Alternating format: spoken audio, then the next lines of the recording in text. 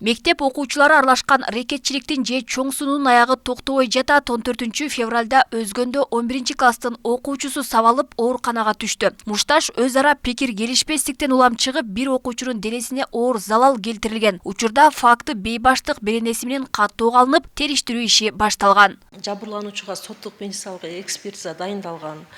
Окуянын териштирүү учурунда көбөлөрдүн айтуусу боюнча номер 34 мектептин 11 класстары өз ара пикир келишпестиктен улам уруш келип чыккан. КЕ 11 класстын окуучулар тарабынан ур токмокко алынып, денесинен жарат алган. Бул окуучулар аралашкан Чыр-Чатак Ош облусунда катталган биринчи окуя эмес. Мындан 5 күн мурун Кара Суу районунун Каратай айылындагы мектепте өлүм менен аяктаган окуя жүз берген. Анда 15 жаштагы бала 11 класстын окуучусу тарабынан токмоктолуп каза болгон. Маркум окуучунун жакындары мугалимдер кылмышты жашырып, жалган көрсөтмө берип жаткандыгын айтып чыгышкан. Ошол мектепте көбүрөөк жатып калган да. Мен азыр ошо ички иштер бөлүмүнө дагы кайрылмакмын. Мына ушул мектептин директорун, ушул мугалимдерди жалган маалымат берип, балаңыз кетип атып эле жыгылып калды деп жалган маалымат көрсөткөндүгү үчүн ошолорду жоопко тартышын мен суранып өтөм.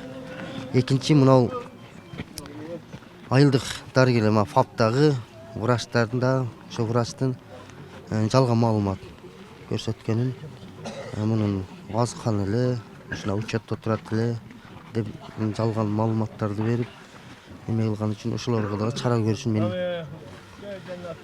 мен суранып кетет элем. Ушул эле айдын ичинде Бишкек шаарында да ушундай эле окуя катталып, 8 класстын окуучусу ур токмоктон каза тапкан. Мындай байма-бай орун алган окуялар коомчулукта талкуу жаратып, тиешелүү кызматтардын иш алып барбасы сынга алынды. Буга себеп кылып Ички иштер министрлиги Бишкек шаарынын жана Ош облусунун 26 милиция кызматкерин жазалап, анын 7-өө кызматтан алынды. Алардын катарында Кара Суу райондук ички иштер бөлүмүнүн башчысы Тилек Өмүралиев жана анын орун басары Сталбек Сүйүнов иштен алынган. Катары менен катталган мектептеги бул окуялардан кийин Ички иштер министрлиги коопсуздук чараларын күчөтүүгө киришти. Анда мектептерде өспүрүмдөр менен иштеген инспекторлордун штатын көбөйтүү пландалып жатат. Ага катар видео байкоо жакшыртуулары айтылды. Бул жагдайда мектептерде да муктаждык жаралып жаткандыгын мектеп директорлору да жашырышпайт. Бул штаттык бирдик азыркы күндө өзүңүздөргө маалым болгондой эле мурун бизде көзөмөлчүлүк кеңештин атайын күзөт бөлүмдөрүнөн тургузчу эле да. Учурда дагы бизде бар. Атайын бизде азыркы күндө күзөтчүбүз иштеп атат. Иш ордунда ал ошол чочун адамдар келген убакта балдарды сыртка, мектептен сырткаркы короого чыгарбоо, мектептен сырткы жакка чыгарбоо боюнча ошондой эле мектептин сыртындагы тартипти сөзсүз түрдө көзөмөлдөп турат да. Эми учурдун талабына ылайыктуу бул ИДН кызматкерлери учурда керек. Мектептердеги өлүм менен аяктаган чыр-чатактар коомчулукту да сестентүүдө. Педагог Мастура Шарипова буга алдын алуу иштеринин толук кандуу жүрбөгөндүгүн негиз келтирет. Мектеп окуучуларынын арасында опузалап акча өндүрүү, чоң сунуу адаттары жайылган, бирок көйгөй көмүскөдө калып жатат дешет.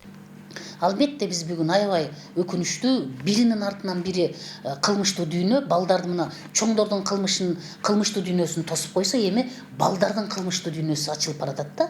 Ошон үчүн мен ойлойм, бул мектептин ичинде ата-эне менен, класс жетекчи менен предметтик мугалимдин ортосундагы өтө тыгыз байланыш күчөгөндө ушундай кылмыштуу дүйнөлөргө чекит коюлат.